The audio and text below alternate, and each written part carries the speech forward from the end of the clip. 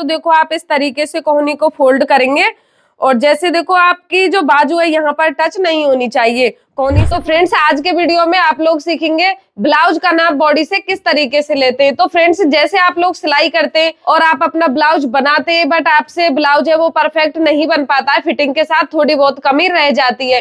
तो देखो सबसे पहले आपको नाप लेना एकदम परफेक्ट तरीके से आना चाहिए कि आपको किस तरीके से नाप लेना है, किस तरीके से नहीं लेना है, तो मैं आपके लिए बताऊंगी। तो आइए वीडियो को शुरू करते हैं और सीखते हैं। तो फ्रेंड्स मैं आपके लिए इनका नाप लेकर दिखाऊंगी, तो आपको वीडियो को पूरा जरूर देखना है। तो फ्रेंड्स सबसे पहले आपको नाप लेना है ब्लाउज की लंबाई का। तो ब्लाउज की लंबाई का नाप आपको आगे से नहीं लेना है, आपको बैक साइड से नाप लेना है, क्योंकि आगे से बॉडी की शेप है कुछ ऐसी होती है कि आगे से सही नाप निकल के आपका नहीं आएगा। तो आप इस तरीके से अपने कस्टमर की बैक साइड से लंबाई का नाप लें।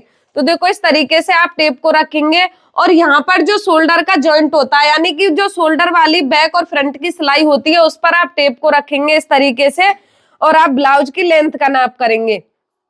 तो देखो यहाँ पर इनकी कंप्लीट लेंथ आ रही है 13 इंच। तो आप अपनी कॉपी में नोट करके रखेंगे, यानी कि इनकी लेंथ है 13 इंच। और उसके बाद आपको नाप लेना है चेस्ट का। तो देखो आप इस तरीके से टेप को पकड़ेंगे। तो देखो बिल्कुल ऊपर भी आपको टेप को नहीं रखना है और ना ही ज्यादा नीचे रखना है। इस तरीके से आप बीच में टेप को पकड़ के रखेंगे और देखो बिल्कुल टाइट आपको नहीं खींचना है और इस तरीके से आपको चेस्ट का नाप निकालना है। तो देखो इनके चेस्ट का नाप निकल के आया 39 इंच। तो आप इसको नोट करके रखेंगे। तो फ्रेंड्स आप चाहें तो देखो अच्छी फिटिंग के लिए आप अपर ब्रेस्ट का भी नाप ले सकते हैं, इस तरीके से आप ले लें। अगर आप लेते हैं तो नहीं तो इसी नाप से आपका ब्लाउज है वो परफेक्ट आ जाएगा। मैं कभी यहाँ का नाप नहीं निकालती हूँ। और फिर आपको नाप लेना है इनकी कमर का। तो देखो इस तरीके से आप अपने कस्टमर से पहले पूछ ले कि इनको कितना टाइट या फिर कितना ढीला ब्लाउज बनवाना है, तो उसी के अकॉर्डिंग आप इनका नाप लें। तो देखो यहाँ पर इनका नाप आ रहा है 35 इंच। तो आप 35 इंच को अपनी कॉपी में नोट करके रखेंगे और उसके बाद आपको आस्तीन का नाप लेना है। तो देखो जहां पर इनकी सिलाई है, यानी कि ये जो अपने शोल्डर का इस तरीके से ये वाला हिस्सा होता है, आप यहाँ पर टेप को रखेंगे और जितनी लंबाई की आपका कस्टमर है वो बाजू बनवाता है उसी के हिसाब से आप लंबाई रखेंगे। तो देखो इनकी आस्तीन की लंबाई है 8 इंच और अगर एल्बो साइज आस्तीन बनवाते हैं तो देखो आप इस तरीके से कोहनी को फोल्ड करेंगे और जैसे देखो आपकी जो बाजू है यहाँ पर टच नहीं होनी चाहिए, कोहनी से थोड़ी ऊपर रखनी है जिससे फोल्ड करने में आपके कस्टमर को प्रॉब्लम नहीं हो। अगर ये एल्बो साइज आस्तीन बनवाते हैं तो आपको इनका नाप लिखना है 10 इंच और अगर इन्होंने जो ब्लाउज पहना है उसी के हिसाब से ये आस्तीन बनवाते हैं तो उसका नाप आपको निकाल के रखना है 8 इंच और उसी के हिसाब से आपको मोहरी का नाप निकालना है। तो देखो अगर आप यहाँ की मोहरी बना रहे हैं तो आप 12 इंच रखें और अगर आप इतनी आस्तीन बना रहे हैं तो आप यहाँ पर 13 इंच रखें। तो फ्रेंड्स फिर आपको नाप निकालना है इनके तीरा का, क्योंकि देखो जैसे ही आप ब्लाउज बनाते हैं तो आप ये नहीं जान पाते हैं कि हम ब्लाउज में तीरा कितना रखें कितना नहीं रखें। तो ये आपको बॉडी के हिसाब से पहले ही नाप लेके रखना है कि इनका जो तीरा है वो कितना रखेंगे ब्लाउज कटिंग करते समय। तो देखो इस तरीके से आप यहाँ पर टेप को रखेंगे और देखो यहाँ तक नाप करेंगे।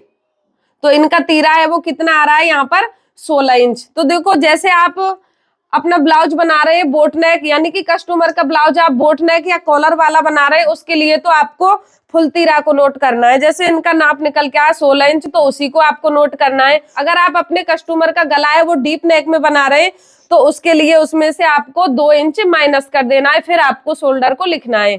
तो ये आपको समझ आ गया होगा कि तीरा का नाप आपको किस तरीके से निकालना है। फ्रेंड्स देखिए आप यहाँ पर आर्म होल का भी नाप इस तरीके से निकाल लें जिससे ब्लाउज फिटिंग करते समय आपको प्रॉब्लम नहीं होती। देखो इस तरीके से आप हाथ को करेंगे और ना ही टेप को ज्यादा टाइट खींचेंगे और ना ही ज्यादा ढीला रखेंगे और इस तरीके से आप ऊपर की तरफ रखेंगे और जितना भी आपका आर्म होल का नाप है वो फिट आता है उसी के अकॉर्डिंग आप नोट करेंगे। तो देखो ये 18 इंच आ रहा है। जैसे ही आप अपने ब्लाउज को कंप्लीट करेंगे, यानी कि कस्टमर के ब्लाउज को, तो पहले आप राउंड में इस तरीके से नाप के देख ले टेप से कि आपने जितना नाप लिया है उसके अकॉर्डिंग आर्म होल का नाप सही है या नहीं है।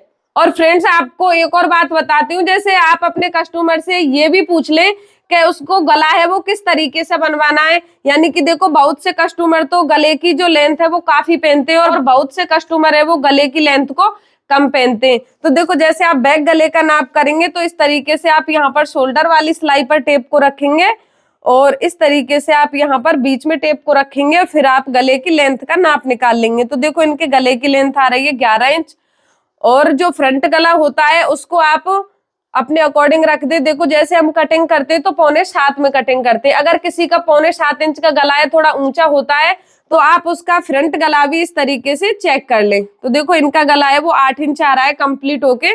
तो फ्रेंड्स इनका मैं नाप लेकर दिखा रही हूँ आपके लिए। ये मेरी दीदी है, इन्होंने भी अपना न्यू चैनल बनाया है और ये भी सिलाई की बहुत अच्छी अच्छी वीडियो डालती हैं। तो फ्रेंड्स आपको इनका चैनल दिख रहा होगा, इसकी लिंक आपको वीडियो के डिस्क्रिप्शन में मिल जाएगी, आप वहां से सब्सक्राइब कर सकते हैं। तो फ्रेंड्स ये भी सिलाई की बहुत अच्छी अच्छी वीडियो बनाती हैं, आप एक बार इनके चैनल को देखें जरूर। तो फ्रेंड्स ये मेरा ब्लाउज का नाप है वो कंप्लीट हो गया है। अगर आपको मेरा वीडियो पसंद आया है तो आप वीडियो को लाइक शेयर जरूर करें और आप हमारे चैनल पर नए हैं तो चैनल को सब्सक्राइब जरूर कर ले, जिससे आप लोगों के लिए नेक्स्ट वीडियो का नोटिफिकेशन मिल सके।